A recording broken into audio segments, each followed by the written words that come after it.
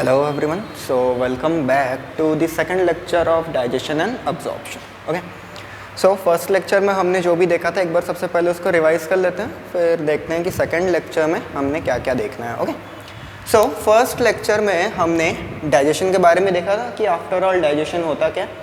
फिर हमने देखा था एलिमेंट्री कैनाल को कि भाई माउथ से स्टार्ट होता है, एनस पे जा कर के ख़त्म होता है. ओके, सो सबसे पहले हमने डाइजेशन में क्या देखा था कि भाई जो डाइजेशन होता है वो बेसिकली होता क्या है कि फूड को अगर हम उसके सिंपलर मॉलिक्यूल्स में तोड़ दे रहे हैं उसको हम डाइजेशन बोलते हैं.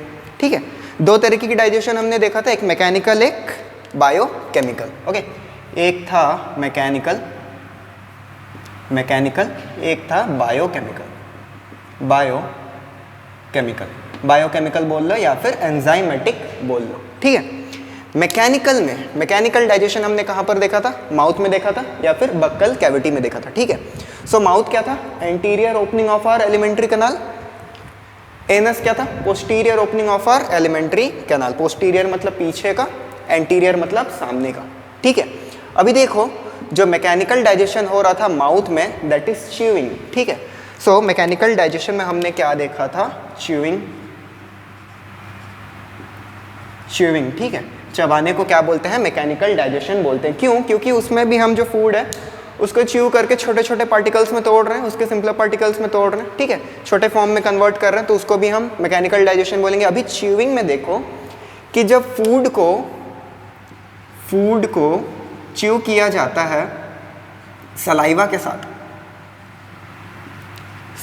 के साथ तो इसको हम क्या बोलते हैं, मैस्टिकेशन बोलते हैं. मैस्टिकेशन. ठीक है, वर्ड याद रखना, मैस्टिकेशन क्या होता है, च्यूइंग ऑफ फूड को सलाइवा के साथ मिलाना एंड उसको च्यू करना, उसको क्या बोलते हैं, मैस्टिकेशन बोलते हैं.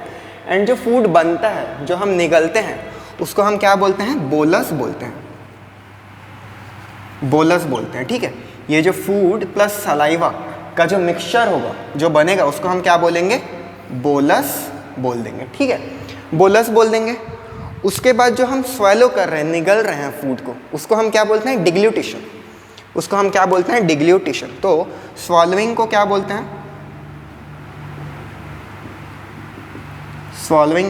हैं, डिग्ल्यूटेशन.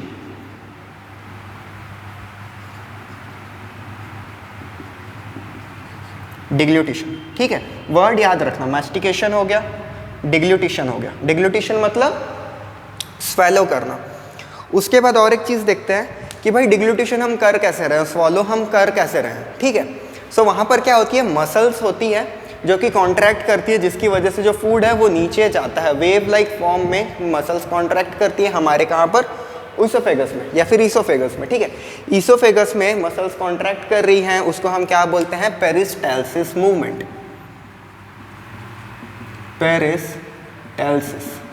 पेरिस्टाल्सिस क्या होता है, किसी भी कैनाल में अगर इस तरीके का वेव लाइक कॉन्ट्रैक्शन हो रहा है तो इसको क्या बोलेंगे, पेरिस्टाल्सिस मूवमेंट बोलेंगे. ठीक है, कॉन्ट्रैक्शन हो रहा है, इसके वजह से क्या होगा, जो बोलस रहेगा या फिर फूड रहेगा वो क्या होगा, नीचे की तरफ मूव करेगा.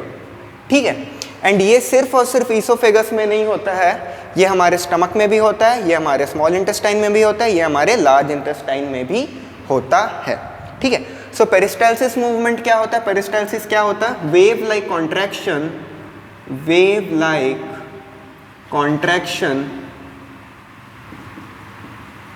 Contraction of alimentary canal.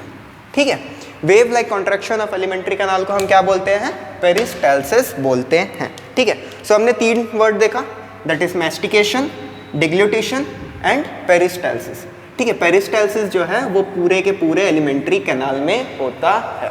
ठीक है, सो ये 3 वर्ड याद रखना है, समझना है. मैस्टिकेशन क्या होता है, फूड को सलाइवा के साथ मिला करके च्यू करना, दैट इज मैस्टिकेशन. उसके बाद जो बनता है वो क्या बनता है, बोलस बनता है, बोलस को भी याद रखना है. ठीक है, ये फूड पार्टिकल है. उसके बाद स्वॉलोइंग को क्या बोलते हैं, डिग्ल्यूटेशन बोलते हैं. एंड किस वजह से होता है, पेरिस्टाल्सिस मूवमेंट के वजह से होता है. पेरिस्टाल्सिस मूवमेंट क्या होता है, wave like contraction of alimentary canal. ठीक है, ये क्या हो गया हमारा, ये हो गया बोलस हो गया. ओके, सो इतने के बाद आगे बढ़ते हैं, हमने क्या क्या देखा था यहाँ पर उसके ऊपर चलते हैं. ठीक है।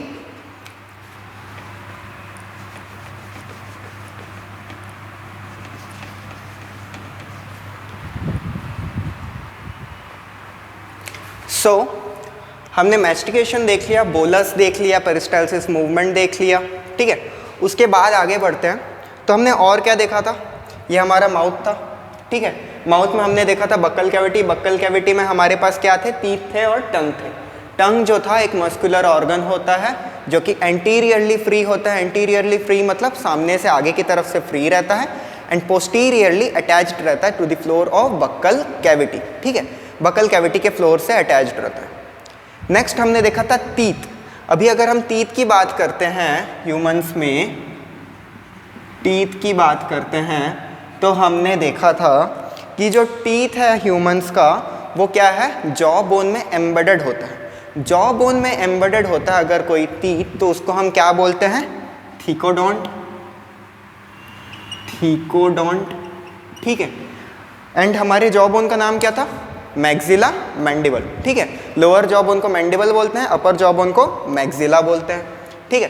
थीकोडोंट बोलते हैं कौन से टीथ को, जो टीथ जॉ बोन में एम्बेडेड हो। नेक्स्ट हमने देखा था कि जो टीथ होता है हमारा वो लाइफ टाइम में, पूरे ह्यूमन के लाइफ टाइम में 2 बार आता है। एक आता है मिल्क टीथ या फिर डेसिडियस टीथ, सेकंड आता है परमानेंट टीथ, ठीक है।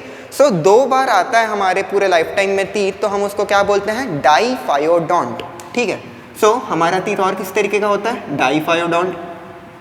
डाइफायोडोंट। उसके बाद हमने ये देखा था कि टीथ में भी हमारे जो टीथ है वो 4 अलग अलग तरीके के टीथ हैं। कौन कौन से, incisor, canine, premolar and molar, ठीक है। सो 4 अलग अलग तरीके के टीथ हैं हमारे पास, तो हमने उसको क्या बोला था, हेटेरोडोंट बोला था। हेटेरोडोंट बोला था, ठीक है। उसके बाद हमने टीथ में क्या देखा, dental formula. Dental formula, dental formula क्या था हमारे टीथ का, 2 1 2 3, 2 1 2 3 बाई 2 1 2 3। 2 1 2 3 का मतलब 2 एक तरफ में क्या होंगे, इंसाइजर, एक क्या होगा, कैनाइन, 2 क्या होंगे, प्रीमोलर, एंड 3 क्या होंगे, मोलर। एंड ये कितने से की बात कर रहे हैं हम, एक जॉ के आधे की बात कर रहे हैं, इतने से में 2 1 2 3, पूरे जॉ का 2 1 2 3 बाई 2 1 2 3। निचला जॉ भी ले लेंगे तो इधर भी 2 1 2 3, इधर भी 2 1 2 3, ठीक है। सो टोटल कितने टीथ होते हैं हमारे पास, 32, 32 टीथ होते हैं, ठीक है। एक अडल्ट ह्यूमन के पास टोटल कितने टीथ होते हैं, 32, ठीक है। 32 दांत होते हैं। नेक्स्ट बात करते हैं, जो टीथ होता है उसके ऊपर एक हार्ड कवरिंग होती है, ठीक है। हमारा जो टीथ है उसके ऊपर एक हार्ड कवरिंग होती है, उस कवरिंग का नाम होता है इनेमल, ठीक है। कवरिंग किसकी होती है, इनेमल की। कवरिंग ऑफ टीथ, टीथ के ऊपर जो हार्ड कवरिंग होती है वो किसकी होती है, इनेमल। एंड इनेमल जो होता है ये के पूरे एनिमल किंगडम में सबसे हार्डेस्ट मटेरियल होता है, ठीक है। याद रखने वाली बात है कि जो इनेमल होता है वो पूरे एनिमल किंगडम में सबसे ज़्यादा हार्डेस्ट मटेरियल होता है, ठीक है। बोन से भी ज़्यादा हार्ड होता है क्या, इनेमल, ठीक है। सो इनेमल भी याद रखने वाला चीज़ है, हार्डेस्ट मटेरियल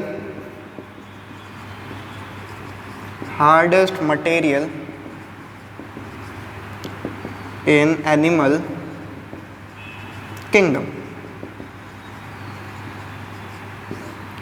ठीक है। हार्डेस्ट मटेरियल होता है क्या, एनिमल किंगडम का। फिर हमने बात किया था सलाइवरी ग्लैंड का, ठीक है। सलाइवरी ग्लैंड को हम अलग से देखेंगे लेक्चर 2 में, ठीक है, डिटेल में देखेंगे। उसके बाद आ जाते हैं ईसोफेगस पे। ईसोफेगस क्या होता है, कनेक्टिंग होता है किसके किसके बीच में, फेरिंग्स और स्टमक के बीच में, ठीक है। फेरिंग्स क्या है, कॉमन पैसेज है फॉर फूड एंड एयर, ठीक है। फेरिंग्स कितना सा पार्ट है यहाँ पर, ये जो पार्ट है ये क्या है, फेरिंग्स है, ठीक है। ये क्या है, फेरिंग्स। फेरिंग्स क्या है, ये common passage for food and air. ठीक है, फूड और एयर का कॉमन पैसेज है क्या? फेरिंग्स। फेरिंग्स के भी 3 पार्ट होते हैं, नेजोफेरिंग्स, ओरोफेरिंग्स और लैरिंजियोफेरिंग्स। ठीक है, सबसे ऊपर नेजोफेरिंग्स, उसके नीचे ओरोफेरिंग्स, फिर सबसे नीचे क्या होगा? लैरिंजियोफेरिंग्स होगा। जो लैरिंग्स होता है यहाँ पर एंटीरियर पार्ट में, ये क्या है? लैरिंग्स। लैरिंग्स को एक कार्टिलेजिनस फ्लैप, यहाँ पर आप देख सकते हो एक छोटा सा कार्टिलेजिनस फ्लैप है जो कि कवर कर रहा है लैरिंग्स को। इसका क्या नाम है? एपिग्लॉटिस। ठीक है, इसका क्या नाम है? एपिग्लॉटिस। एपिग्लॉटिस क्या है? एक कार्टिलेजिनस फ्लैप लाइक स्ट्रक्चर है जो कि डिग्लूटिशन या फिर स्वॉलोइंग के टाइम पे लैरिंग्स को कवर करता है, जिससे कि लैरिंग्स के अंदर फूड या पानी ना चला जाए। ठीक है, ईसोफेगस। ईसोफेगस में क्या होता है? पेरिस्टालसिस मूवमेंट होता है जिससे कि फूड स्टमक में पहुंचता है। ठीक है, इसके जस्ट ऊपर क्या रहता है? ये जो कवरिंग होगी ये हमारा थोरैक्स हो गया। थोरैक्स के नीचे क्या है? Abdominal cavity. ऊपर थोरैक्स, नीचे एब्डोमिनल कैविटी। एब्डोमिनल कैविटी में डाइजेस्टिव सिस्टम रहता है, थोरैक्स में क्या रहता है? रेस्पिरेटरी सिस्टम रहता है। तो थोरैक्स और एब्डोमिनल कैविटी को एक मेम्ब्रेन अलग करता है, एक बड़ा सा मेम्ब्रेन अलग करता है। इसका नाम क्या है? डायाफ्रैगम। ठीक है, डायाफ्राम, डायाफ्राम, डायाफ्रैगम। ठीक है, ये क्या करता है? थोरैक्स और एब्डोमिनल कैविटी को अलग अलग करता है। ऊपर का क्या हो गया? ये थोरैक्स। थोरैक्स में क्या रहता है? Respiratory system, respiratory system plus heart. ठीक है, रेस्पिरेटरी सिस्टम और हार्ट रहता है। एब्डोमिनल कैविटी में क्या रहता है?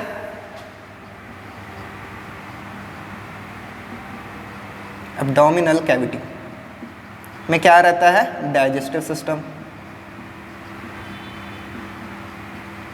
ठीक है, एब्डोमिनल कैविटी में डाइजेस्टिव सिस्टम रहता है, थोरैक्स में रेस्पिरेटरी सिस्टम रहता है। दोनों को अलग कौन करता है? डायाफ्रैगम अलग करता है। ठीक है, इतनी बात हो गई। फिर पहुंचते हैं हम स्टमक में। ठीक है, तो स्टमक के बारे में हमने देखा था कि जो स्टमक है एक जे शेप बैग लाइक स्ट्रक्चर है, जे की तरह है एंड बैग लाइक स्ट्रक्चर है। ठीक है, तो स्टमक जो है एक जे शेप स्ट्रक्चर है एंड उसके 4 पार्ट है। स्टमक को भी 4 पार्ट्स में डिवाइड किया गया है। कौन कौन से पार्ट में डिवाइड किया गया स्टमक को? सबसे ऊपर वाला पार्ट ये क्या हो गया? Fundus, fundus. उसके बाद ये नीचे वाला पार्ट ये क्या हो गया? बॉडी। ये वाला पार्ट जहाँ पर फूड सबसे पहले पहुँच रहा है ये क्या हो गया? कार्डियक। एंड ये लास्ट वाला पार्ट जो कि डुओडेनम से मिल रहा है या फिर स्मॉल इंटेस्टाइन के सबसे पहले पार्ट से मिल रहा है, इसका क्या नाम हो गया? पाइरोलस, पाइरोलस। ठीक है, उसके बाद हमने स्टमक के पास 2 स्पिंस्टर देखे थे, 2 स्पिंस्टर। ठीक है, यहाँ पर एक स्पिंस्टर स्टमक के स्टार्टिंग में, यहाँ पर एक स्पिंस्टर स्टमक के एंड में। ठीक है, सो जो स्टमक के स्टार्टिंग में स्पिंस्टर था इसका क्या नाम है? Gastro, gastro oesophageal sphincter, oesophageal sphincter. Gastrooesophageal sphincter किसके किसके बीच में है? ओइसोफेगस और स्टमक के बीच में, बिटवीन ओइसोफेगस एंड स्टमक। ठीक है, ईसोफेगस और स्टमक के बीच में क्या है? Gastro-oesophageal sphincter. उसके बाद अगर हम नीचे आते हैं दूसरे स्पिंस्टर पे, तो दूसरे स्पिंस्टर का नाम क्या है? पाइरोलस, पाइरोलस स्पिंस्टर। पाइरोलस स्पिंस्टर का किसके किसके बीच में है? Stomach, between stomach and duodenum. Duodenum, and duodenum क्या है? स्मॉल इंटेस्टाइन का पार्ट है। स्टमक या स्मॉल इंटेस्टाइन भी बोल सकते हैं। ठीक है, उसके बाद हमने स्पिंस्टर और वेल्व के बीच में डिफरेंस भी देखा हुआ है। ठीक है, स्पिंस्टर क्या करता है? वो फ्लो को पूरी तरीके से रोक देता है एंड जो क्या कहते हैं वेल्व होता है वो यूनिडायरेक्शनल फ्लो को प्रमोट करता है, बाई डायरेक्शनल फ्लो को रोकता है। ठीक है, नेक्स्ट आते हैं डुओडेनम पे। सो डुओडेनम क्या है, एक सी शेप्ड स्ट्रक्चर है। डुओडेनम जो है, ये जो सी शेप्ड स्ट्रक्चर हमारे को देखने को मिल रहा है, ये क्या है, डुओडेनम। डुओडेनम, डुओडेनम क्या है, सी शेप्ड स्ट्रक्चर। ठीक है, ये सी शेप स्ट्रक्चर जो है डुओडेनम जो है वो स्मॉल इंटेस्टाइन का सबसे पहला पार्ट है। उसके बाद स्टार्ट होता है क्या, जेजुनम। ठीक है, ये स्मॉल इंटेस्टाइन का जो पार्ट है ये क्या हो गया, जेजुनम।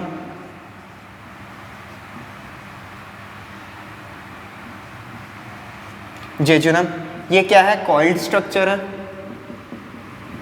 कॉइल्ड स्ट्रक्चर है। एंड सबसे लास्ट वाला पार्ट जो है स्मॉल इंटेस्टाइन का वो क्या है, इलियम। इलियम ये कैसा है, हाईली कॉइल्ड स्ट्रक्चर है, हाईली कॉइल्ड स्ट्रक्चर है। ये सारी के सारी एनसीईआरटी के वर्डिंग्स है, तो याद रखना है। ठीक है, सबसे ज़्यादा डाइजेशन कहाँ पर होता है, डुओडेनम में होता है, स्मॉल इंटेस्टाइन के डुओडेनम में होता है। सबसे ज़्यादा एब्जॉर्प्शन कहाँ होता है फूड का, जेजुनम और इलियम में होता है। ठीक है, जेजुनम और इलियम में सबसे ज़्यादा फूड का एब्जॉर्प्शन होता है, डुओडेनम में सबसे ज़्यादा डाइजेशन होता है। ठीक है, उसके बाद एक स्पिंस्टर हमारे को देखने को मिलता है यहाँ पर, जहाँ पर जो स्मॉल इंटेस्टाइन है वो लार्ज इंटेस्टाइन से मिल रहा होता है। ठीक है, इस स्पिंस्टर का नाम जानने से पहले हम देखते हैं कि लार्ज इंटेस्टाइन का जो ये पार्ट है, ठीक है, सबसे पहला पार्ट जो है इसका नाम क्या है, इसका नाम है सीकम।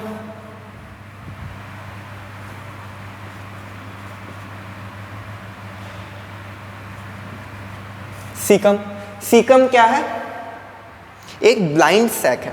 ब्लाइंड सैक क्यों बोलते हैं सीकम को, क्योंकि इसके सिर्फ एक ही ओपनिंग है, ये ऊपर तरफ से खुला हुआ है, नीचे तरफ से बंद है। ठीक है, इसलिए इसको हम क्या बोलते हैं, ब्लाइंड सैक बोलते हैं, ब्लाइंड सैक। ठीक है, ब्लाइंड सैक बोलते हैं। ठीक है, अभी देखो इस स्पिंस्टर पे, ये जो स्पिंस्टर ये किसके किसके बीच में है, ileum as well as caecum. So इस स्पिंस्टर का नाम क्या हो गया, इलियोसिकल स्पिंस्टर। ठीक है, इस स्पिंस्टर का नाम क्या हो गया, इलियोसिकल स्पिंस्टर। इस स्पिंस्टर का क्या नाम हो गया, इलियोसिकल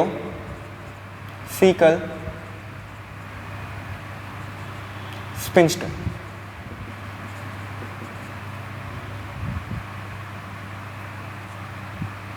इलियोसिकल स्पिंस्टर। ठीक है, उसके बाद हमने देखा था कि जो सीकम है इसके साथ में एक छोटा सा कुछ टेल लाइक स्ट्रक्चर जुड़ा हुआ रहता है। यहाँ पर ये टेल लाइक स्ट्रक्चर एक छोटा सा जुड़ा हुआ है सीकम पे। ठीक है, इस टेल लाइक स्ट्रक्चर का नाम क्या है, वर्मीफॉर्म अपेंडिक्स। इस टेल लाइक स्ट्रक्चर का नाम क्या है, वर्मीफॉर्म अपेंडिक्स। एंड ये वर्मीफॉर्म अपेंडिक्स जो है ये क्या है, एक वेस्टिजियल ऑर्गन है। वेस्टिजियल ऑर्गन का मतलब ये जो ऑर्गन है ये रिड्यूस्ड ऑर्गन है, ये अभी यूज़ में नहीं आता है। ठीक है, एक टाइम पर यूज़ में आता था जब इंसान कच्चा मांस एंड कच्चा सब्जी पत्ती जो भी है खाया करता था, वो डाइजेस्ट होता था कहाँ पर, अपेंडिक्स में। ठीक है, बट अब हम सब कुछ पका करके खाते हैं तो वर्मीफॉर्म अपेंडिक्स की ज़रूरत नहीं है, तो ये क्या हो गया, रिड्यूस हो गया है, वेस्टिजियल ऑर्गन हो गया। ठीक है, जो ऑर्गन्स रिड्यूस हो जाते हैं, जो यूज़ में नहीं आते, उनको हम क्या बोलते हैं, वेस्टिजियल ऑर्गन्स बोलते हैं। वेस्टिजियल ऑर्गन्स का और एक एग्जांपल क्या हो जाएगा, जो ह्यूमन मेल्स होते हैं उनके चेस्ट पे निप्पल्स होते हैं। ठीक है, अब वो फीड तो करते नहीं बच्चों को, ह्यूमन मेल्स जो होते हैं वो तो फीड नहीं करते। ठीक है, उनके निप्पल्स किसी काम के नहीं होते, तो जो ह्यूमन मेल के निप्पल्स होते हैं वो भी कैसे होते हैं, वेस्टिजियल ऑर्गन होते हैं। ठीक है, सीकम के बाद ऊपर बढ़ते हैं तो यहाँ से लेकर के पूरा यहाँ तक का पार्ट जो है लार्ज इंटेस्टाइन में, इसको हम क्या बोलते हैं, कोलॉन बोलते हैं। ठीक है, इसका नाम क्या हो गया, कोलॉन। कोलॉन, एंड कोलॉन भी डिवाइडेड होता है 4 पार्ट में, ascending colon, transverse colon, descending colon and sigmoid colon. ठीक है, 4 पार्ट में डिवाइडेड होता है कोलॉन, क्या क्या, ascending, transverse, descending and sigmoid colon. ठीक है, सो 4 पार्ट में जो है कोलॉन भी डिवाइडेड होता है।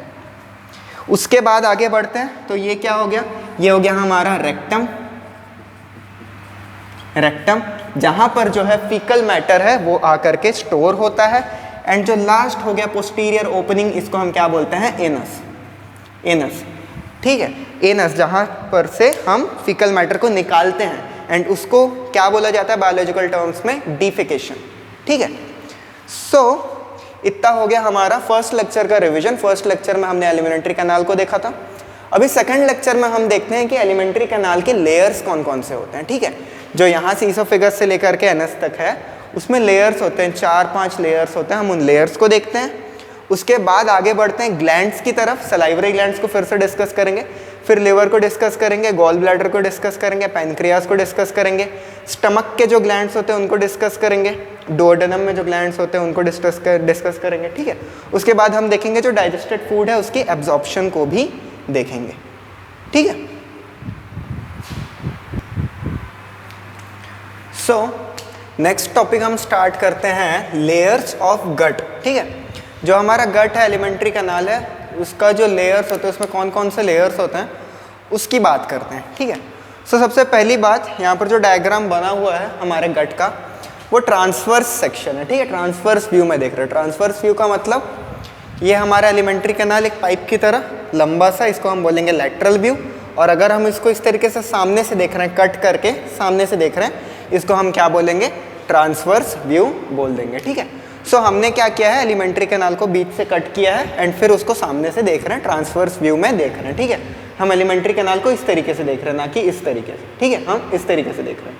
ठीक है, सो ट्रांसवर्स व्यू में हम देखते हैं जो गट है उसमें हमारे को 4 लेयर्स देखने को मिलती हैं। ठीक है, 4 लेयर्स में जो सबसे बाहर वाली लेयर होती है एलिमेंट्री कैनाल की, उसमें कवरिंग होती है एपिथेलियम की। ठीक है, उस एपिथेलियम को हम क्या बोलते हैं, मीजोथेलियम। मीजोथेलियम क्या होता है, कवरिंग और एपिथेलियम ऑफ विसरल ऑर्गन्स।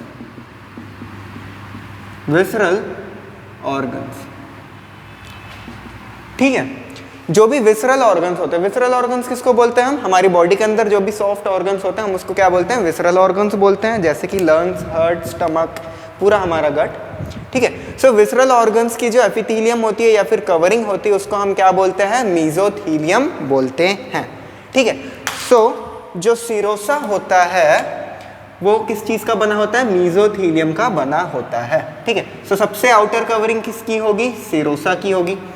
उसके अंदर आते हैं तो हमारे को अंदर में क्या देखने को मिलता है, मसल्स के लेयर देखने को मिलती हैं एंड हम उसको क्या बोलते हैं, मस्क्यूलरिस लेयर बोलते हैं।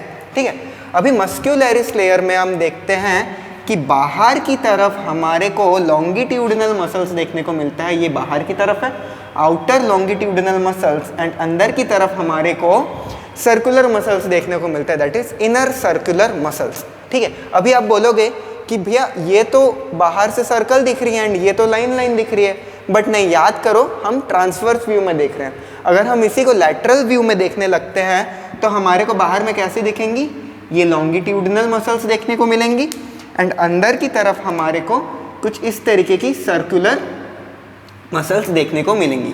अगर हम इसको इस तरीके से कट कर देते हैं बीच से, फिर ट्रांसवर्स सेक्शन में देखते हैं तो हमारे को क्या देखने को मिल रहा है, ये लॉन्गिट्यूडिनल मसल्स एंड ये सर्कुलर मसल्स, कुछ इस तरीके से हमारे को सर्कुलर मसल्स देखने को मिलेंगी। ठीक है, सो मस्क्यूलरिस लेयर में क्या होता है, 2 मसल के लेयर्स होते हैं। ठीक है, क्या देखने को मिलता है, 2 मसल्स के लेयर्स देखने को मिलते हैं, आउटर लॉन्गिट्यूडिनल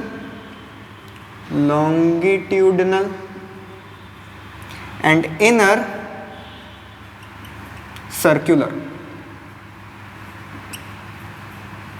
सर्कुलर मसल्स। ठीक है, बाहर की तरफ हमारे को ये जो गोल गोल देखने को मिल रहे हैं ये क्या है, लॉन्गिट्यूडिनल मसल्स हैं एंड ये जो लाइन देखने को मिल रही है ये कैसे हैं, सर्कुलर मसल्स हैं। ठीक है, सो मस्कुलरिस लेयर में हमारे को 2 लेयर देखने को मिलता है, आउटर लेयर में हमारे को लॉन्गिट्यूडिनल मसल्स देखने को मिलेंगे, इनर लेयर में हमारे को सर्कुलर मसल्स देखने को मिलेंगे। ठीक है, हमारे गट में मसल्स का काम क्या होता है, कॉन्ट्रैक्शन कराना। कॉन्ट्रैक्शन से क्या होता है, पेरिस्टालसिस मूवमेंट होता है। ठीक है। नेक्स्ट आते हैं उसके अंदर के लेयर पे, तो हमारे को उसके अंदर के लेयर पे क्या देखने को मिल रहा है, सब म्यूकोसा देखने को मिल रहा है, या फिर सब म्यूकोसल लेयर देखने को मिल रहा है। ठीक है। सो जो सब म्यूकोसा होता है उसमें हमारे को क्या देखने को मिलता है, लूज कनेक्टिव टिश्यू। ठीक है, हमारे को लूज कनेक्टिव टिश्यू देखने को मिलता है। एंड यही लूज कनेक्टिव टिश्यू जो होता है ये किस किस चीज से बना होता है, ब्लड वेसल्स, जिसमें कि आर्टरीज एंड वेन्स देखने को मिलती है। एंड साथ में हमारे को क्या देखने को मिलता है, लिम्फ वेसल्स।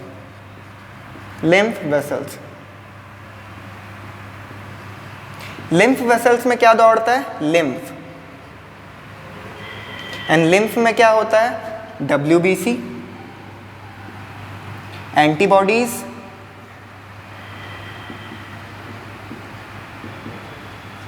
एंड साथ में हमारे को लिपिड्स भी देखने को मिलते हैं, ठीक है। सो जो सब म्यूकोसल लेयर होता है वो लूज कनेक्टिव टिश्यू का बना होता है। एंड उसमें हमारे को क्या देखने को मिलता है, blood vessels, arteries, lymph vessels. ठीक है। उसके बाद एक और बात कि जो ब्रूनर्स ग्लैंड होता है, एक ग्लैंड होता है दैट इज ब्रूनर्स ग्लैंड। ठीक है, वो हमारे को कहाँ देखने को मिलता है, डुओडेनम में। तो डुओडेनम का जो सब म्यूकोसल लेयर होगा उसमें हमारे को क्या देखने को मिलेगा, ब्रूनर्स ग्लैंड देखने को मिलेगा। एंड ये ब्रूनर्स ग्लैंड जो होता है ये क्या सिक्रीट करता है, बाइकार्बोनेट्स, HCO3 बोलते हैं बाइकार्बोनेट्स को। ठीक है, ये क्या सिक्रीट करता है, बाइकार्बोनेट आयंस। एंड ये बाइकार्बोनेट आयन का काम क्या होता है, ये एसिडिक जो भी इन्वायरमेंट रहता है उसको एल्कलाइन इन्वायरमेंट बनाता है। एल्कलाइन माने बेसिक इन्वायरमेंट बनाता है। ठीक है। सो डुओडेनम के सब म्यूकोसा में हमारे को देखने को मिलता है क्या, ब्रूनर्स ग्लैंड क्या करता है, बाइकार्बोनेट आयंस को सिक्रीट करता है जो कि एल्कलाइन होते हैं नेचर में। उसके बाद हम आ जाते हैं म्यूकोसा की तरफ, जो सबसे अंदर वाला लेयर होता है इसको हम क्या बोलते हैं, म्यूकोसा बोलते हैं। एंड आप देख रहे हो कि म्यूकोसा जो है उसमें फोल्डिंग्स देखने को मिल रही है, हमारे को म्यूकोसा के अंदर फोल्डिंग्स देखने को मिल रही हैं।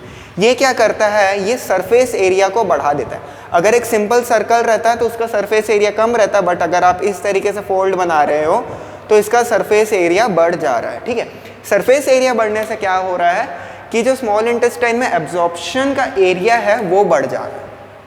ठीक है। सो ये जो फोल्डिंग्स है इसका काम होता है सरफेस एरिया को बढ़ाना। ठीक है। सो म्यूकोसल लेयर में हमारे को क्या देखने को मिलता है, फोल्डिंग्स देखने को मिलती हैं। एंड इसमें क्या होता है, सरफेस एरिया बढ़ जाता है। ठीक है। अभी म्यूकोसा की और बात करते हैं। तो म्यूकोसा जो होता है ये स्टमक के अंदर, इन स्टमक में क्या करता है, गैस्ट्रिक ग्लैंड्स का फॉर्मेशन करता है। प्लस इसमें क्या होता है, गॉबलेट सेल्स। ठीक है। गैस्ट्रिक ग्लैंड्स गैस्ट्रिक जूस को सिक्रीट करेंगे। गैस्ट्रिक जूस में क्या क्या होता है हम अभी देखने वाले हैं। ठीक है। सो गैस्ट्रिक ग्लैंड्स गैस्ट्रिक जूस को सिक्रीट करेंगे। एंड जो गॉबलेट सेल्स होते हैं इनका काम होता है सिक्रीशन ऑफ म्यूकस जो होता है एक स्लाइमी चीज होता है, स्लाइमी सिक्रीशन होता है जो कि ल्यूब्रिकेशन में काम आता है। ठीक है, ल्यूब्रिकेट करता है। उसके बाद जो फोल्डिंग्स होती हैं स्टमक में, इन फोल्डिंग्स को क्या कहते हैं, र्यूगे बोलते हैं। ठीक है, स्टमक में जो ये फोल्डिंग्स होती हैं इसको क्या बोलते हैं, र्यूगे। ठीक है, स्टमक के फोल्डिंग्स को हम क्या बोलते हैं, र्यूगे बोलते हैं। म्यूकोसल लेयर में जो स्टमक में फोल्डिंग होती है उसको हम र्यूगे बोलते हैं। एंड यही चीज इंटेस्टाइन में आ जाते हैं हम, तो इंटेस्टाइन में हम इसको बोलते हैं विलाई। इन इंटेस्टाइन में हम इन्हीं फोल्डिंग्स को क्या बोलते हैं, विलाई। ठीक है। अभी देखो जो विलाई होते हैं ना इंटेस्टाइन में, इसके ऊपर भी और भी स्ट्रक्चर्स देखने को मिलते हैं। यही एक फोल्डिंग को अगर आप देखोगे इंटेस्टाइन के अंदर तो नॉर्मल फोल्डिंग तो हमारे को कुछ इस तरीके की देखने को मिल रही है। ठीक है, बट जो इंटेस्टाइन में होता है इसके ऊपर क्या होता है, और भी छोटे छोटे फोल्डिंग्स आ जाते हैं। इस तरीके की फोल्डिंग्स आ जाती हैं। ठीक है, ये छोटे छोटे फोल्डिंग्स जो बन रहे हैं इसको हम क्या बोलते हैं? माइक्रोविलाई। माइक्रोविलाई, ठीक है, माइक्रोविलाई बोलते हैं। इन माइक्रोविलाई का काम क्या होता है? यहाँ पर तो इन फोल्डिंग से सरफेस एरिया बढ़ ही रहा था, बट ये माइक्रोविलाई जो है ये क्या कर रही है? इंटेस्टाइन में सरफेस एरिया को और ज़्यादा बढ़ा दे रही है। ठीक है, माइक्रोविलाई का काम क्या है? सरफेस एरिया को और ज़्यादा बढ़ा देना। अभी ये छोटे छोटे ब्रश की तरह दिख रहा है, ब्रश के जो ब्रिसल्स होते हैं उसकी तरह दिख रहा है, तो हम इसको क्या बोलते हैं? Brush border epithelium. ठीक है, ब्रश बॉर्डर क्यों बोल रहे हैं? क्योंकि ये छोटे छोटे फिंगर्स की तरह निकल जा रही हैं विलाई के ऊपर भी, तो हम इसको क्या बोलते हैं? Brush border. ठीक है, माइक्रोविलाई को हम और क्या बोलते हैं? Brush border. Brush border, brush border बोलते हैं। क्यों? क्योंकि ये ब्रश की तरह अपीयरेंस देते हैं। उसके बाद जो इंटेस्टाइन में विलाई होंगे ये और भी ऐसे विलाई होंगे। ठीक है, सो इस विलाई के बीच में यहाँ पर नीचे जो एक जगह बन रहा है, यहाँ पर नीचे जो एक जगह बन रहा है इसको हम क्या बोलते हैं? क्रिप्ट ऑफ, या फिर crypts of Lieberkuhn. Crypts of Lieberkuhn. ठीक है, जो दो विलाई के बीच में जो ये जगह बन रहा है इन इंटेस्टाइन, आप यहीं पर देख लो, ये जो जगह बन रहा है दो विलाई के बीच में इंटेस्टाइन में, इसको क्या बोलते हैं? Crypts of Lieberkuhn. ठीक है, क्रिप्ट्स ऑफ लिबरकुन बोलते हैं। ठीक है, सो यहाँ पर लेयर्स ऑफ गट या फिर लेयर्स ऑफ एलिमेंट्री कैनाल खत्म होता है। ठीक है, 4 लेयर देखे हमने, सेरोसा, मस्क्यूलरिस, सब म्यूकोसा, फिर म्यूकोसा। ओके, अभी आगे बढ़ते हैं। आगे बढ़ के हम देखते हैं ग्लैंड्स की तरफ कि कौन कौन से ग्लैंड्स होते हैं हमारे बॉडी के अंदर डाइजेस्टिव सिस्टम में जो कि डाइजेशन को हेल्प करते हैं। ठीक है, सो सबसे पहला ग्लैंड हम देखेंगे सलाइवरी ग्लैंड। सलाइवरी ग्लैंड, ठीक है, सो जो सलाइवरी ग्लैंड होता है हमारा, वो हमारे कहाँ पर रहता है? बक्कल कैविटी के बाहर रहता है। ठीक है, कौन कौन से सलाइवरी ग्लैंड्स हमने पढ़े थे? हमने एक सलाइवरी ग्लैंड पढ़ा था, that is parotid gland. Parotid gland, ठीक है, ये कैसा रहता है? पेयर्ड रहता है कि अकेला रहता है? पेयर्ड रहता है। पेयर्ड रहता है। कहाँ पर सिचुएटेड रहता है? बिलो ईयर, हमारा जो कान है उसके जस्ट नीचे रहता है। उसके बाद हमने पढ़ा था सब मैक्सिलरी या फिर सब mandibular gland.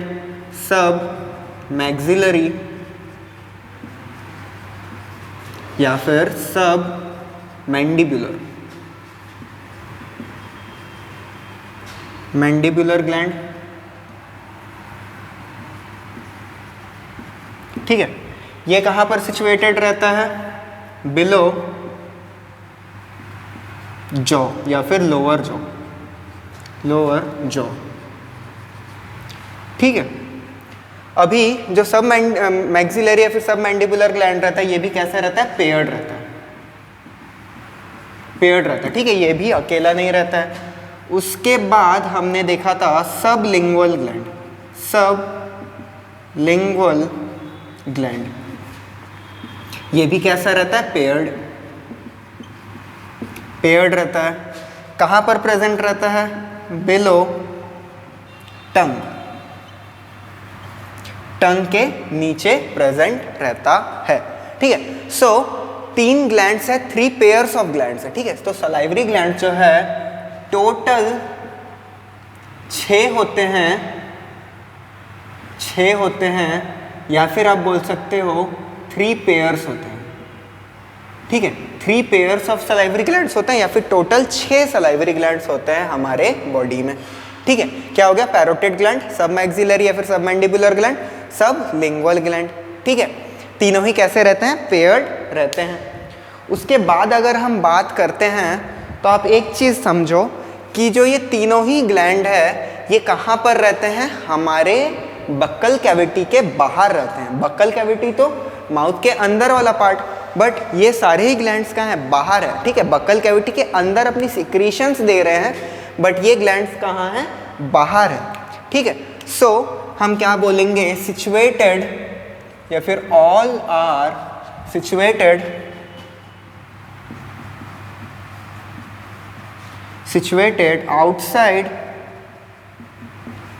outside the buccal cavity, ठीक है। सारे के सारे कहाँ हैं, बक्कल कैविटी के बाहर है, एंड वो अपने सिक्रीशंस जो है वो बक्कल कैविटी के अंदर दे रहे हैं, ठीक है।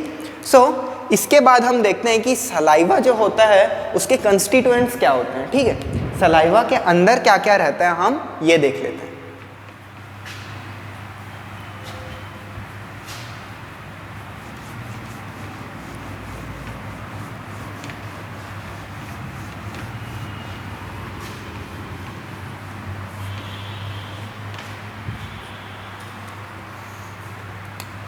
सो हम देखते हैं कंस्टिट्यूएंट्स ऑफ सलाइवा, ठीक है। सलाइवा के अंदर हमारे को क्या क्या देखने को मिलता है हम ये देख लेते हैं। सबसे पहले हमारे को क्या देखने को मिलता है, इलेक्ट्रोलाइट्स कौन कौन से, sodium, potassium, chloride ions and bicarbonate ions हमारे को देखने को मिलते हैं, ठीक है। इलेक्ट्रोलाइट्स देखने को मिलते हैं, और क्या देखने को मिलता है, लाइसोसोम्स या फिर लाइसोजाइम क्या होता है, एंटी बैक्टीरियल चीज होता है, ठीक है, एंटी बैक्टीरियल एंजाइम होता है,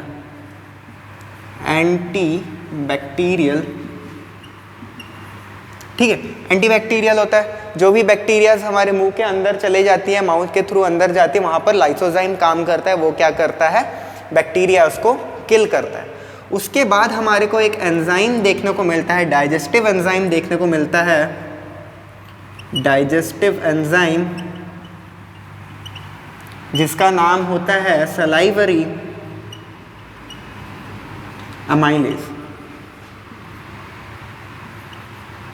या फिर पट्टियालिन,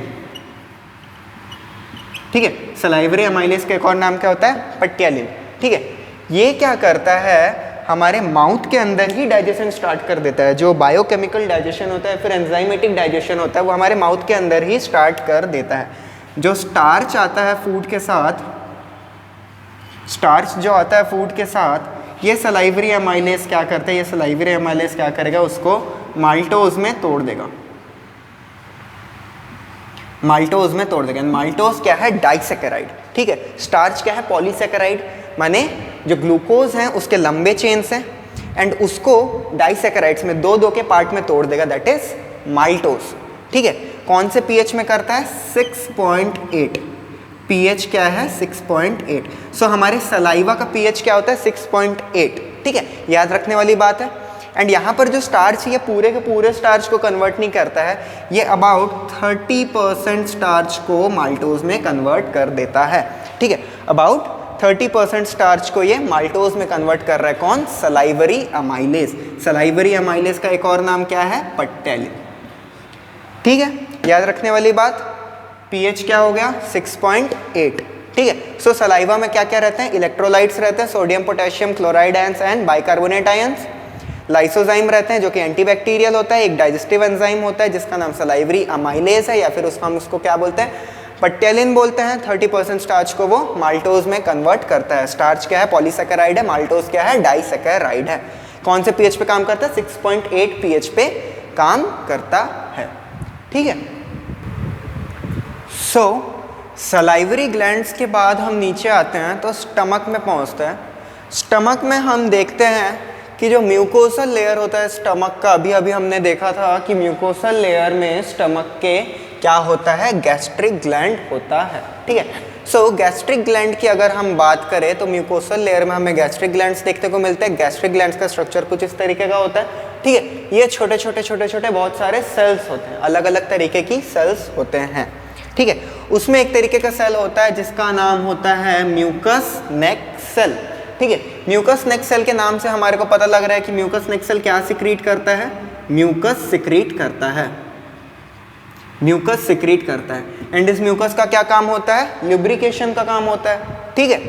उसके बाद हम थोड़ा और नीचे आते हैं तो पैराइटल सेल्स देखने को मिलते हैं। पैराइटल मतलब साइड साइड में, ठीक है। सो इस ग्लैंड के साइड साइड में हमारे को क्या देखने को मिल रहा है, पैराइटल सेल्स देखने को मिल रहे हैं। पैराइटल सेल्स का एक और नाम क्या होता है, ऑक्सेंटिक सेल्स, ठीक है। पैराइटल सेल्स का एक और नाम क्या होता है, ऑक्सेंटिक सेल्स। ये ऑक्सेंटिक सेल्स या फिर पैराइटल सेल्स जो है इनका काम क्या होता है, सिक्रीट करते हैं हाइड्रोक्लोरिक एसिड HCl या फिर हाइड्रोक्लोरिक एसिड। इसका पीएच कितना रहता है, पीएच रहता है 1.8। 1.8 पीएच से आपको समझ में आ रहा होगा कि ये क्या है, हाईली एसिडिक है, ठीक है। सो हाइड्रोक्लोरिक एसिड सिक्रीट करते हैं एंड साथ में सिक्रीट करते हैं इंट्रिंसिक फैक्टर या फिर castle intrinsic factor, castle intrinsic factor. And ये कैसल इंट्रिंसिक फैक्टर जो होता है ये काम करता है किसमें, एब्जॉर्प्शन ऑफ विटामिन B12, ठीक है, साइनोकोबालामिन, विटामिन B12 का दूसरा नाम, ठीक है। सो विटामिन B12 के एब्जॉर्प्शन में हेल्प करता है कौन, कैसल इंट्रिंसिक फैक्टर। कौन सिक्रीट करता है, पैराइटल सेल सिक्रीट करता है, ठीक है। सो पैराइटल सेल्स के मेन दो सिक्रीशंस, हाइड्रोक्लोरिक एसिड और इंट्रिंसिक फैक्टर। अभी जो इंट्रिंसिक फैक्टर होता है ये एक प्रोटीनेशियस चीज़ होता है जो कि बाइंड करता है विटामिन B12 के साथ एंड फिर इसका एब्जॉर्प्शन होता है। विटामिन B12 अकेले कभी भी बॉडी में एब्जॉर्ब नहीं हो पाता है, ठीक है। नेक्स्ट बात करते हैं हम चीफ सेल की, ठीक है। चीफ सेल बोलो या फिर पेप्टिक सेल बोलो, ठीक है। पेप्टिक सेल से हमारे को क्या समझ में आ रहा है कि ये प्रोटीन को तोड़ने वाला एंजाइम सिक्रीट करेगा, ठीक है। प्रोटीन को तोड़ने वाले एंजाइम का नाम होता है पेप्सिनोजन। सो चीफ सेल क्या सिक्रीट करता है, पेप्सिनोजन, पेप्सिनोजन। एंड पेप्सिनोजन के नाम से हमारे को पता लग रहा है कि इस एंजाइम के नाम के लास्ट में क्या जुड़ा हुआ है, ओजन जुड़ा हुआ है। अभी ये ओजन जुड़ा हुआ है, इसका मतलब क्या है, ये जो एंजाइम है ये इनएक्टिव फॉर्म में सिक्रीट हुआ है, ठीक है। पेप्सिनोजन जो है वो अभी इनएक्टिव फॉर्म में है। अभी जो चीफ सेल्स होते हैं या फिर पेप्टिक सेल्स होते हैं जो कि बच्चे होते हैं, बच्चों में वो क्या सिक्रीट करते हैं, प्रोरेनिन। क्या सिक्रीट करते हैं, प्रोरेनिन, प्रोरेनिन, ठीक है। सो प्रोरेनिन में भी हमारे को देखने को मिल रहा है कि इस एंजाइम के नाम के सामने क्या लिखा हुआ है, प्रो लगा हुआ है, मतलब ये भी क्या है, इनएक्टिव फॉर्म में है, ठीक है। अभी ये जो इनएक्टिव फॉर्म में एंजाइम है पेप्सिनोजन एडल्ट में सिक्रीट हो रहा है, प्रोरेनिन बच्चों में सिक्रीट हो रहा है, इन्फेंट्स में सिक्रीट हो रहा है, तो इसके ऊपर जब ये HCl हाइड्रोक्लोरिक एसिड गिरेगा, ये हाइड्रोक्लोरिक एसिड के साथ मिलकर के क्या होगा, ये एक्टिव फॉर्म में कन्वर्ट हो जाएगा। तो जो ये पेप्सिनोजन है ये कन्वर्ट हो जाएगा किसमें, पेप्सिन में, ठीक है। पेप्सिनोजन जो है इस पे जब HCl मिलेगा, हाइड्रोक्लोरिक एसिड मिलेगा, तो ये कन्वर्ट हो जाएगा पेप्सिन में, पेप्सिन में। और प्रोरेनिन किस में कन्वर्ट हो जाएगा, रेनिन में, रेनिन में। रेनिन क्या होता है, मिल्क डाइजेस्टिंग एंजाइम होता है। पेप्सिन क्या होता है, प्रोटीन्स को पेप्टोन्स और प्रोटीओजेस में तोड़ता है, ठीक है। प्रोटीन को डाइजेस्ट करने वाला एंजाइम होता है क्या, पेप्सिन, ठीक है। सो गैस्ट्रिक ग्लैंड्स जो होते हैं, जो स्टमक के ग्लैंड्स होते हैं, वो सिर्फ और सिर्फ एक ही ऐसा एंजाइम सिक्रीट करते हैं जो कि हाइड्रोलिटिक एंजाइम होता है, मतलब तोड़ने वाला एंजाइम होता है, ठीक है। वो क्या है, पेप्सिन, ठीक है, जो कि चीफ सेल या फिर पेप्टिक सेल सिक्रीट कर रहे हैं। बाकी सारे ही जो भी सेल्स हैं वो ऐसा कुछ भी सिक्रीट नहीं कर रहे हैं जो कि डाइजेशन में हेल्प करे, ठीक है। कैसल इंट्रिंसिक फैक्टर क्या कर रहा है, ये तो एब्जॉर्प्शन में हेल्प कर रहा है। HCl क्या कर रहा है, ये तो एंजाइम के एक्टिवेशन में हेल्प कर रहा है। म्यूकस क्या कर रहा है, लुब्रिकेशन में हेल्प कर रहा है। सिर्फ और सिर्फ चीफ सेल या फिर पेप्टिक सेल का जो एंजाइम है पेप्सिनोजन, जो कि कन्वर्ट हो रहा है पेप्सिन में, यही क्या है, एक ही हाइड्रोलिटिक एंजाइम है हमारे गैस्ट्रिक ग्लैंड का, ठीक है, जो कि प्रोटीन को तोड़ रहा है पेप्टोन्स एंड प्रोटीओजेस में, ठीक है। अभी देखो यहाँ पर देखने वाली बात यह है कि यहाँ पर जो रेनिन है, RENNIN, ये एंजाइम होता है मिल्क प्रोटीन को तोड़ने के लिए, मिल्क प्रोटीन की कर्डलिंग कराने के लिए। अभी RENIN एक हार्मोन होता है, ठीक है। सो कंफ्यूज नहीं होना है, एग्जाम में जो वो कर सकता है, कंफ्यूज कर सकता है कि RENNIN और RENIN में ध्यान रखना है। RENNIN जो होता है वो एंजाइम होता है मिल्क प्रोटीन को कर्डलिंग कराने के लिए, और RENIN जो होता है वो एक हार्मोन होता है, ठीक है। सो गैस्ट्रिक ग्लैंड की बात यहीं तक, गैस्ट्रिक ग्लैंड में इसके आगे और कुछ नहीं, ठीक है। नेक्स्ट बात करते हैं चाइम क्या होता है, ठीक है। चाइम क्या होता है, ठीक है। सो जब स्टमक में फूड पहुंचता है, स्टमक में जब फूड पहुंचता है तो 4 to 5 आवर्स तक रहता है, एंड वहाँ पर जो स्टमक के जो मस्कुलर वो रहते हैं, लेयर रहते हैं, मस्कुलरिस लेयर रहती है, वो कॉन्ट्रैक्ट करती है, रिलैक्स करती है, कॉन्ट्रैक्ट करती है, रिलैक्स करती हैं। उसको हम क्या बोलते हैं? चर्निंग मूवमेंट बोलते हैं, चर्निंग मूवमेंट, चर्निंग मूवमेंट बोलते हैं। तो फूड प्लस गैस्ट्रिक ग्लैंड्स के सिक्रीशन ऑफ गैस्ट्रिक ग्लैंड, इसको क्या बोलते हैं? चाइम बोलते हैं, ठीक है। नेक्स्ट बात करते हैं हम लिवर की, पैनक्रियास की, as well as intestinal juices की, ठीक है। अभी जो लिवर होता है, पैनक्रियाज होता है, वो एक साथ जुड़े रहते हैं एंड एक साथ अपनी secretions small intestine that is duodenum में सिक्रीट करते हैं, ठीक है। सो हम पहले स्ट्रक्चर देख लेते हैं लिवर का, पैनक्रियास का एंड डुओडेनम का, किस तरीके से वो स्ट्रक्चर में रहते हैं, फिर उसके सिक्रीशन की बात करेंगे, ठीक है। और एक बात देखने वाली बात यह है कि जो गैस्ट्रिक ग्लैंड्स रहते हैं इसमें बाइकार्बोनेट्स भी होते हैं, bicarbonates that is HCO3- as well as lipase भी होते हैं। लाइपेज लिपिड को तोड़ने वाला एंजाइम, ये बहुत ही नेग्लिजिबल अमाउंट में रहता है, सो हम इसको कंसिडर नहीं करते हैं, ठीक है। बहुत ही नेग्लिजिबल अमाउंट में रहता है, एंड बाइकार्बोनेट्स भी बहुत ही कम अमाउंट में रहते हैं, जिससे कि खुद की लेयर ख़राब ना हो जाए, बस इतने से ही अमाउंट में रहते हैं, ठीक है। सो ये दोनों ही बहुत ही कम अमाउंट में रहते हैं, नेग्लिजिबल अमाउंट में रहते हैं।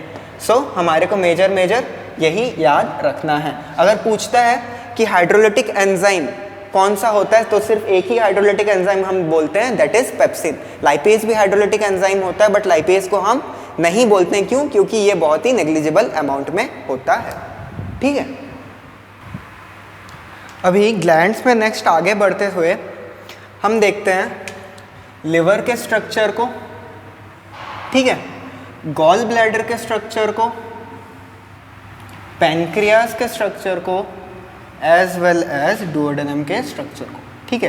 क्यों? क्योंकि ये चारों ही एक दूसरे से एसोसिएटेड है एंड एक साथ अपनी सिक्रीशंस को कहाँ पे छोड़ रही हैं? डुओडेनम में छोड़ रही हैं, ठीक है। सो लिवर की बात करें तो लिवर जो होता है 2 लोब्स का बना होता है, ठीक है, सिंगल लोब का नहीं होता, 2 लोब्स में बटा होता है, ठीक है, डिवाइडेड होता है लिवर। अभी लिवर का जो लेफ्ट लोब होता है, ये लेफ्ट साइड, लेफ्ट लोब जो होता है ये छोटा होता है, राइट लोब जो होता है ये कैसा होता है? बड़ा होता है, ठीक है। So right lobe is bigger and left lobe is smaller. जो राइट लोब होता है इसके पीछे, ये जो गॉल ब्लैडर बना हुआ है इसके पीछे, राइट लोब के पीछे क्या होता है? गॉल ब्लैडर होता है। गॉल ब्लैडर का फंक्शन क्या होता है? लिवर जो भी बाइल जूस बनाता है, बाइल जूस जाकर के स्टोर करता है कहाँ पे? गॉल ब्लैडर में, ठीक है। एंड ये गॉल ब्लैडर क्या करता है? उसको कंसंट्रेट करता है, उससे वाटर को एब्जॉर्ब कर लेता है, तो बाइल जूस क्या होता है? कंसंट्रेट होता है, ठीक है। फिर आता है पैनक्रियास एंड फिर आता है डुओडेनम, ठीक है। सो अभी देखो कि लिवर जो भी बाइल जूस बना रहा है वो हेपेटिक डक्ट, ये दोनों क्या है? हेपेटिक डक्ट है। हेपेटिक डक्ट से नीचे आएगा, इस तरीके से नीचे आएगा, नीचे आकर के ये वापस जाएगा कहाँ पे? गॉल ब्लैडर में, एंड गॉल ब्लैडर में जाकर के क्या होगा? स्टोर होगा, एंड यहाँ पर क्या होगा? कंसंट्रेट होगा, ठीक है। सो यहाँ से नीचे आया हेपेटिक डक्ट, 2 हेपेटिक डक्ट, एक राइट लोब से निकला, एक लेफ्ट लोब से निकला, दोनों जब मिलेंगे तो उसको हम क्या बोल देंगे? कॉमन हेपेटिक डक्ट, ठीक है। इसको हम क्या बोले? Common hepatic duct. Common hepatic duct जाकर के मिलेगा किसके डक्ट से? गॉल ब्लैडर के डक्ट से, एंड गॉल ब्लैडर के डक्ट का क्या नाम है? सिस्टिक डक्ट, ठीक है। तो duct of gall bladder is known as cystic duct, याद रखने वाली बात, ठीक है। गॉल ब्लैडर का जो डक्ट होता है इसका नाम क्या है, सिस्टिक डक्ट। अभी जब ये वापस सिक्रीट होने के लिए डुओडेनम में जब वापस सिक्रीट होने के लिए वापस नीचे आएगा तो ये सिस्टिक डक्ट और ये कॉमन हेपेटिक डक्ट जाकर के मिल जाएंगे, ठीक है। एक पॉइंट में सिस्टिक डक्ट और कॉमन हेपेटिक डक्ट आकर के मिल रहे हैं यहाँ पर, एंड इस पॉइंट को हम क्या बोलते हैं, कॉमन बाइल डक्ट, ठीक है। जहाँ पर सिस्टिक डक्ट और कॉमन हेपेटिक डक्ट आकर के मिल रहे हैं इसको हम क्या बोलते हैं, कॉमन बाइल डक्ट, ठीक है। अभी कॉमन बाइल डक्ट से आकर के पैनक्रियाज का जो डक्ट है वो भी मिल जाता है, ठीक है। ये कॉमन बाइल डक्ट से आप देख सकते हो ये पैनक्रियाज का जो डक्ट है ये भी आकर के मिल गया। सो ये जो कॉमन डक्ट बना इसको हम क्या बोलेंगे, हिपैटो पैनक्रियाटिक डक्ट, ठीक है। हिपैटो पैनक्रियाटिक डक्ट, हिपैटो मतलब लिवर का, पैनक्रियाटिक मतलब पैनक्रियाज का डक्ट, ठीक है। सो लिवर और पैनक्रियाज के डक्ट दोनों मिल रहे हैं जो कॉमन बाइल डक्ट है, और हिपैटो पैनक्रियाटिक डक्ट मिल करके क्या बना रहे हैं, सॉरी पैनक्रियाज के डक्ट मिल करके क्या बना रहे हैं, हिपैटो पैनक्रियाटिक डक्ट बना रहे हैं, ठीक है। अभी ये जो डुओडेनम है, डुओडेनम में खुलने से पहले हिपैटो पैनक्रियाटिक डक्ट में भी एक स्पिंक्टर होता है। उस स्पिंक्टर का नाम क्या होता है, स्पिंक्टर ऑफ ओडाई, ठीक है। याद रखने वाली बात है, एनसीईआरटी का टर्म है, ठीक है, एनसीईआरटी में दिया हुआ है। सो ये जो स्पिंक्टर है जो कि हिपैटो पैनक्रियाटिक डक्ट पे है डुओडेनम से जस्ट पहले, इसको हम क्या बोलते हैं, स्पिंक्टर ऑफ ओडाई। ये क्या रेगुलेट करता है कि कब हिपैटो पैनक्रियाटिक डक्ट से जो भी एंजाइम्स है उसको डुओडेनम में डालना है कि नहीं। अभी क्वेश्चन पूछ सकता है कि हिपैटो पैनक्रियाटिक डक्ट में कौन कौन से एंजाइम्स रहते हैं। सो हिपैटो पैनक्रियाटिक डक्ट में बाइल जूस रहेगा, बाइल जूस रहेगा, प्लस क्या रहेगा, पैनक्रियाटिक जूस, पैनक्रियाटिक जूस, ठीक है। अभी ये बाइल जूस और pancreatic juice hepato pancreatic duct से डुओडेनम में पहुंचता है, यहाँ पर फूड भी रहता है। यहीं पर क्या होता है, जो स्मॉल इंटेस्टाइन के ग्लैंड्स रहते हैं वो भी प्रेजेंट रहते हैं। सो यहाँ पर स्मॉल इंटेस्टाइन भी सिक्रीशन देता है अपना, दैट इज सक्कस एंटेरिकस। जो स्मॉल इंटेस्टाइन के जो एंजाइम्स होते हैं, जो सिक्रीशन होते हैं, उसको क्या बोलते हैं, सक्कस एंटेरिकस बोलते हैं, एंड डुओडेनम में वो भी आता है। सो मेन डाइजेशन जो होता है, जो मेन ब्रेकडाउन होता है फूड का, वो कहाँ पर होता है, डुओडेनम में होता है। तो सबसे ज़्यादा ब्रेकडाउन कहाँ होता है फूड का, डुओडेनम में होता है, एंड फिर जेजुनम एंड इलियम में क्या होता है, एब्जॉर्प्शन होता है फूड का, ठीक है। सो इसके बाद हम आगे बढ़ते हैं, लिवर के बारे में और पढ़ते हैं कि लिवर के बाइल जूस में क्या क्या रहता है। फिर आगे बढ़ेंगे हम पैनक्रियास के ऊपर कि पैनक्रियाटिक जूस में क्या क्या रहता है, एंड फिर हम सक्कस एंटेरिकस पे आएंगे, that is small intestinal secretion, कि स्मॉल इंटेस्टाइन के एंजाइम में क्या क्या रहता है, ठीक है। सो आगे बात करते हैं लिवर की। सो लिवर की बात करें तो हम सबको पता है कि जो लिवर होता है वो हमारी बॉडी का क्या होता है, लार्जेस्ट ग्लैंड होता है, लार्जेस्ट ग्लैंड, ठीक है। हमारी बॉडी का सबसे लार्जेस्ट ग्लैंड होता है, वेट होता है इसका 1.2 किलोग्राम टू 1.5 किलोग्राम, ठीक है। 1.2 से 1.5 किलोग्राम का वेट होता है हमारे लिवर का। 2 लोब्स होते हैं, राइट लोब बड़ा होता है, राइट लोब बिगर होता है देन लेफ्ट लोब, ठीक है। राइट लोब जो है वो बड़ा होता है लेफ्ट लोब से। कहाँ पर रहता है, situated on the right side of abdominal cavity, ठीक है। हमारा जो एब्डोमिनल कैविटी है उसके राइट साइड में सिचुएटेड रहता है। अभी हमारे को पता है जो लेफ्ट साइड है, लेफ्ट साइड में क्या रहता है, हमारा स्टमक रहता है। सो राइट साइड में क्या रहता है, लिवर रहता है, और डायाफ्रागम के जस्ट नीचे रहता है, ठीक है। जो डायाफ्राम रहता है हमारे एब्डोमिनल कैविटी में उसके जस्ट नीचे रहता है कौन, लिवर। जो गॉल ब्लैडर होता है जो कि कंसंट्रेट करता है बाइल जूस को, वो राइट लोब के जस्ट पीछे रहता है, ठीक है। जो गॉल ब्लैडर होता है वो राइट लोब के जस्ट पीछे रहता है, राइट लोब बड़ा होता है, एंड जो गॉल ब्लैडर है वो क्या रहता है, जस्ट पीछे रहता है, किसके, बिहाइंड द राइट लोब, ठीक है। अभी लिवर के अंदर के सेल्स की अगर हम बात करें तो स्ट्रक्चरल यूनिट जो होते हैं वो अगर कुछ देखोगे तो इस तरीके के होते हैं, ठीक है। सो इस तरीके का स्ट्रक्चर होता है, एंड ये छोटे छोटे छोटे छोटे सेल्स होते हैं, ठीक है। इन सेल्स को हम बोलते हैं क्या, हिपैटोसाइट्स, हिपैटोसाइट्स या फिर हेपेटिक सेल्स, हेपेटोसाइट्स या फिर हेपेटिक सेल। यही हेपेटोसाइट्स या फिर हेपेटिक सेल्स जो होते हैं ये क्या बनाते हैं, बाइल को बनाते हैं, बाइल जूस जो होता है उसको बनाते हैं। फिर वो सिक्रीट करते हैं, ये हेपेटिक वेन में डाल देते हैं, हेपेटिक वेन में डाल देते हैं एंड फिर यही हेपेटिक वेन से, हेपेटिक डक्ट से होते हुए नीचे आता है एंड वो जा कर के किस में जाता है, गॉल ब्लैडर में जाता है, किसके थ्रू, सिस्टिक डक्ट के थ्रू, ठीक है। अभी जो ये स्ट्रक्चर होता है इसके ऊपर एक कवरिंग रहती है कनेक्टिव टिश्यू की, ठीक है। इसके ऊपर एक कवरिंग रहती है कनेक्टिव टिश्यू की, covering of connective tissue and इसी के वजह से इसको हम क्या बोलते हैं, ग्लिसन्स कैप्सूल, ग्लिसन्स कैप्सूल, ठीक है।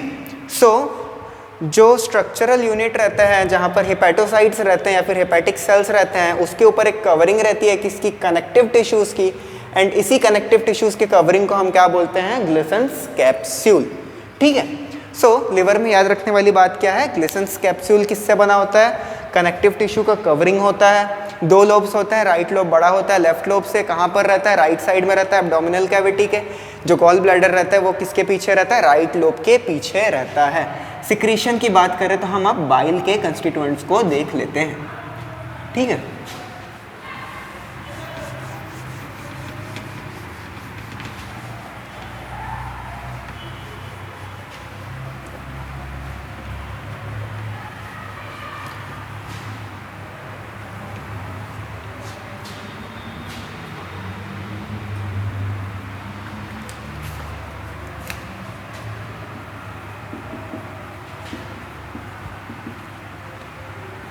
इसके कंस्टिट्यूएंट्स को देखते हैं, ठीक है। बाइल जूस के अंदर क्या क्या रहता है वो देख लेते हैं। तो सबसे पहले हमारे को देखने को मिलता है bile pigments, bile pigments.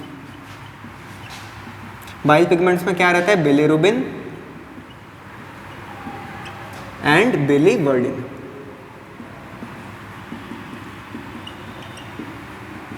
Bilirubin and biliverdin, ठीक है। उसके बाद क्या रहता है, बाइल सॉल्ट्स। उसके बाद हमारे को देखने को मिलता है फॉस्फोलिपिड्स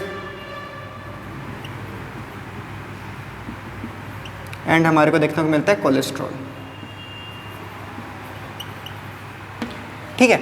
जो बाइल सॉल्ट्स रहते हैं ना वो कैसे रहते हैं, एम्पीफैटिक नेचर के रहते हैं। बाइल सॉल्ट्स जो होते हैं वो कैसे होते हैं, एम्पीफैटिक नेचर, एम्पीफैटिक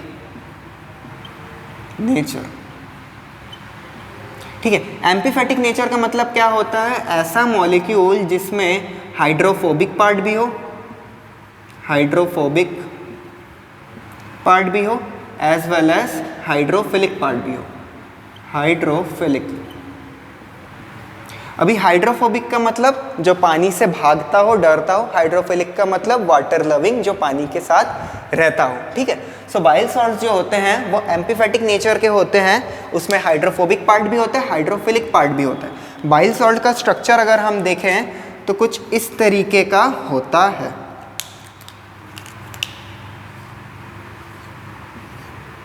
ठीक है।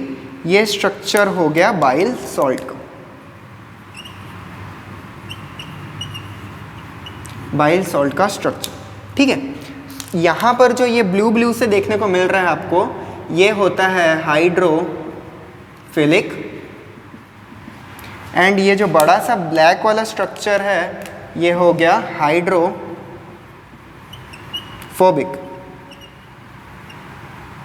हाइड्रोफोबिक। अभी ये बाइल सॉल्ट्स क्या करते हैं, जो भी फैट के मॉलिक्यूल्स रहते हैं उसका इमल्सिफिकेशन करते हैं, छोटे छोटे मिसल्स में कन्वर्ट कर देते हैं। किस तरीके से, अभी देखो जो बाइल सॉल्ट्स हैं वो एम्पीफैटिक नेचर का है, उसके पास हाइड्रोफिलिक और हाइड्रोफोबिक पार्ट दोनों ही है। अभी एक बड़ा सा फैट का मॉलिक्यूल आया हमारे पास, अलग बनाते हैं बड़े से, ठीक है। ये मान लो एक बड़ा सा फैट का मॉलिक्यूल आया, फैट का मॉलिक्यूल आया, लिपिड का मॉलिक्यूल आया। इसका क्या होगा, ये छोटे छोटे टुकड़ों में टूट जाएगा एंड इसके ऊपर जो बाइल सॉल्ट्स हैं वो आकर के कुछ इस तरीके से लग जाएंगे एंड इसी को हम क्या बोलेंगे, मिसल्स बोलेंगे। एंड फैट का यही छोटे छोटे टुकड़ों में टूट जाने को ही हम क्या कहते हैं, इमल्सिफिकेशन कहते हैं, ठीक है, इमल्सिफिकेशन कहते हैं। जो लाइपेज एंजाइम होता है, जो लाइपेज एंजाइम होता है जो कि लिपिड को तोड़ता है, वो सिर्फ और सिर्फ इमल्सिफाइड फैट पे ही काम करता है, नॉन इमल्सिफाइड फैट पे काम नहीं करता है। तो जो बाइल जूस है वो लाइपेज एंजाइम के एक्टिवेटर की तरह भी काम करता है। क्यों? क्योंकि जो बाइल सॉल्ट्स हैं वो फैट का क्या करते हैं, इमल्सिफिकेशन,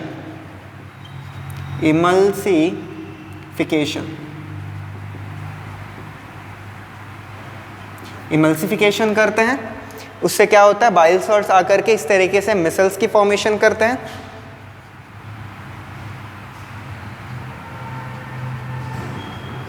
मिसल्स का फॉर्मेशन करते हैं, इससे क्या हो रहा है, इमल्सिफिकेशन हो रहा है, जिससे कि लाइपेज एंजाइम जो है वो अपना काम कर सके, ठीक है। सो बाइल में इतना ही रहता है, बाइल यहीं पर ख़त्म होता है। इसके बाद हम आगे बढ़ते हैं पैनक्रियाटिक जूस के ऊपर, ठीक है।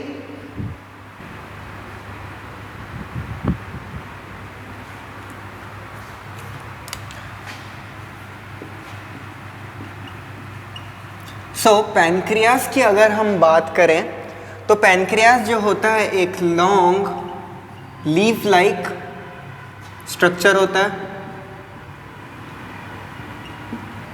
ठीक है, एक लॉन्ग लीफ लाइक स्ट्रक्चर होता है। कहाँ पर रहता है, situated between the limbs of C shaped duodenum, ठीक है।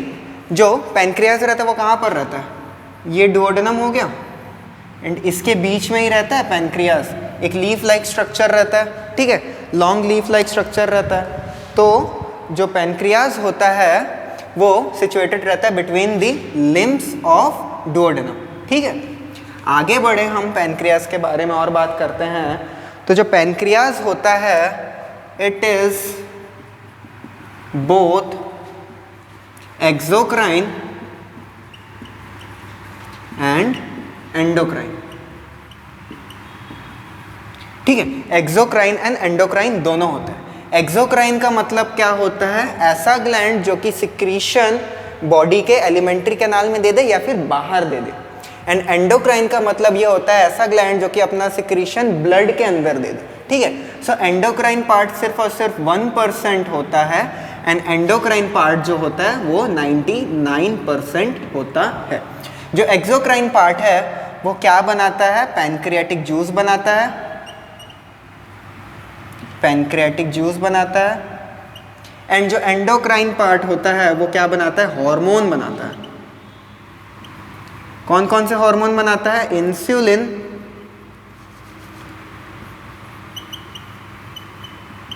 Insulin and glucagon. अभी इंसुलिन एंड ग्लूकागॉन का फंक्शन समझो। इंसुलिन जो होता है वो ब्लड से शुगर को सेल के अंदर ले जाता है एंड ग्लूकागॉन जो होता है ये रोकता है, ये ब्लड शुगर लेवल को मेंटेन करता है। अगर ब्लड से शुगर को आप सेल के अंदर ले जा रहे हो तो ब्लड शुगर लेवल कम हो जाएगा एंड वही ग्लूकागॉन क्या कर रहा है कि उस चीज़ को रोक रहा है, ये ब्लड शुगर लेवल को मेंटेन कर रहा है, ठीक है। सो हार्मोन बनाता है endocrine part, that is insulin and glucagon, और एक्सोक्राइन पार्ट जो है वो पैनक्रियाटिक जूस बनाता है, ठीक है। अभी पैनक्रियाटिक जूस के कंस्टिट्यूएंट्स को देख लेते हैं एक बार।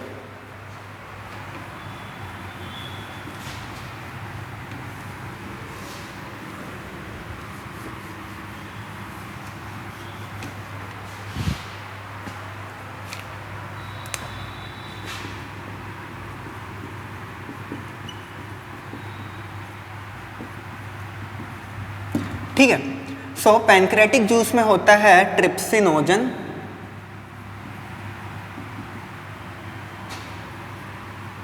ट्रिप्सिनोजन, चाइमोट्रिप्सिनोजन,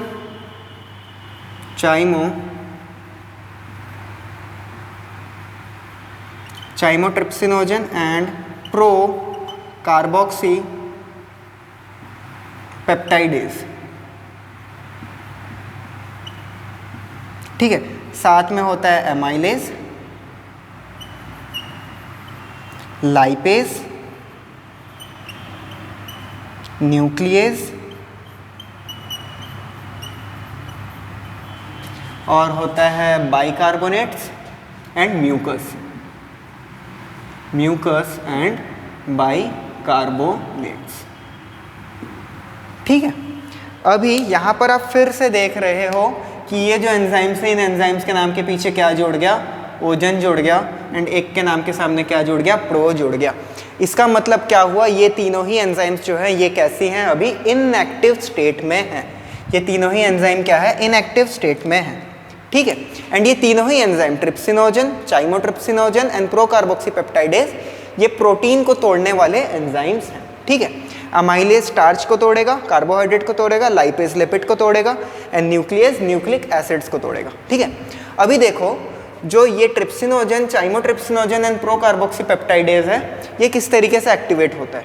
पैनक्रेटिक जूस में ट्रिप्सिनोजन रहता है, चाइमोट्रिप्सिनोजन रहता है, प्रोकार्बोक्सीपेप्टाइडेज रहता है।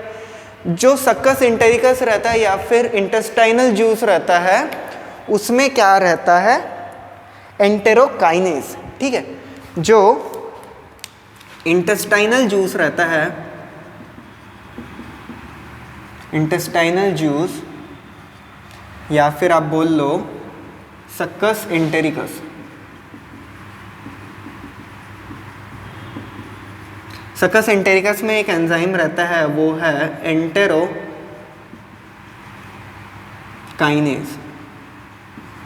एंड यही एंटेरोकाइनेज जो होता है ये ट्रिप्सिनोजन को ट्रिप्सिन में कन्वर्ट करता है। एंटेरोकाइनेज क्या करता है, ट्रिप्सिनोजन को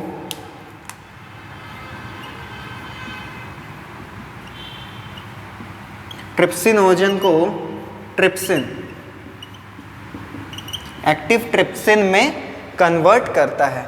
एंड फिर ये जो ट्रिप्सिन होता है, एक्टिव ट्रिप्सिन होता है, ये फिर इन दोनों को एक्टिवेट करता है। जो ट्रिप्सिन होता है ये चाइमोट्रिप्सिनोजन को चाइमोट्रिप्सिन एंड प्रोकार्बोक्सीपेप्टाइडेज को कार्बोक्सीपेप्टाइडेज में कन्वर्ट करता है। फिर से समझो, इंटेस्टाइनल जूस में क्या रहता है, एंटेरोकाइनेज रहता है। एंटेरोकाइनेज ट्रिप्सिनोजन को एक्टिवेट करता है, क्या बनाता है, ट्रिप्सिन। फिर वही ट्रिप्सिन क्या करता है, चाइमोट्रिप्सिनोजन को क्या बनाता है, चाइमोट्रिप्सिन बनाता है। एंड प्रोकार्बोक्सीपेप्टाइडेज को क्या बनाता है, कार्बोक्सीपेप्टाइडेज।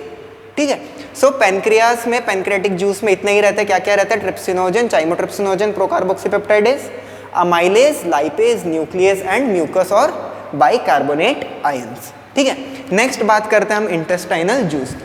ठीक है, सो यहाँ पर हम इंटेस्टाइनल जूस की बात करते हैं। इंटेस्टाइनल जूस का एक और नाम क्या है, सक्कस इंटेरिकस। ठीक है, सक्कस इंटेरिकस बोलते हैं इंटेस्टाइनल जूस को।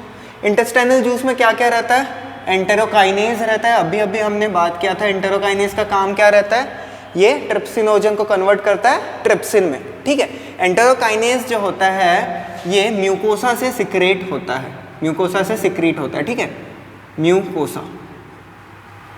म्यूकोसल लेयर से सिक्रीट होता है कौन, एंटेरोकाइनेज।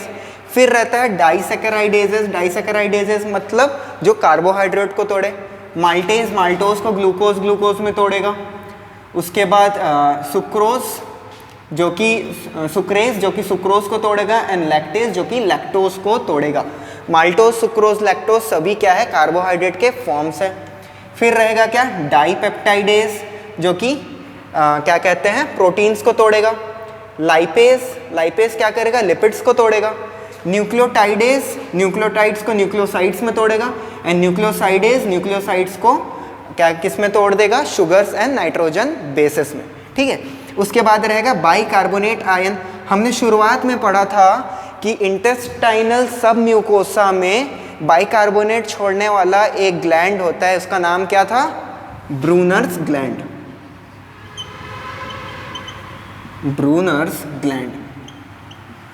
जब हम पढ़ रहे थे लेयर्स ऑफ एलिमेंट्री कैनाल या फिर गट, वहाँ पर हमने बात किया था कि इंटेस्टाइनल सब म्यूकोसा में क्या रहता है, ब्रूनर्स ग्लैंड रहता है, जो कि बाइकार्बोनेट्स को रिलीज करता है। कहाँ पर रहता है ये, सब म्यूकोसा में, म्यूकोसा में, ठीक है। सो जो स्टमक रहता है, स्टमक में ही एसिडिक एनवायरनमेंट रहता है। उसके बाद जैसे ही नीचे आते हैं हम इंटेस्टाइन में, तो वहाँ पर एनवायरनमेंट जो होता है वो कैसा हो जाता है, एल्कलाइन हो जाता है, बेसिक एनवायरनमेंट हो जाता है। किसकी वजह से होता है, ये ब्रूनर्स ग्लैंड जो है ये बहुत सारा बाइकार्बोनेट आयन छोड़ देता है, जो कि एल्कलाइन होता है।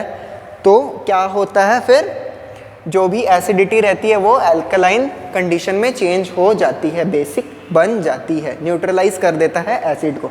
कौन, जो भी ये क्या कहते हैं, बाइकार्बोनेट आयंस रहते हैं, ठीक है। सो इंटेस्टाइनल जूस में क्या क्या है, एंटेरोकाइनेज है जो कि म्यूकोसा सिक्रीट कर रहा है, डाइसैकेराइडेजेस है, डाइपेप्टाइडेजेस है, लाइपेज है, न्यूक्लियोटाइडेज है और बाइकार्बोनेट आयंस है, ठीक है।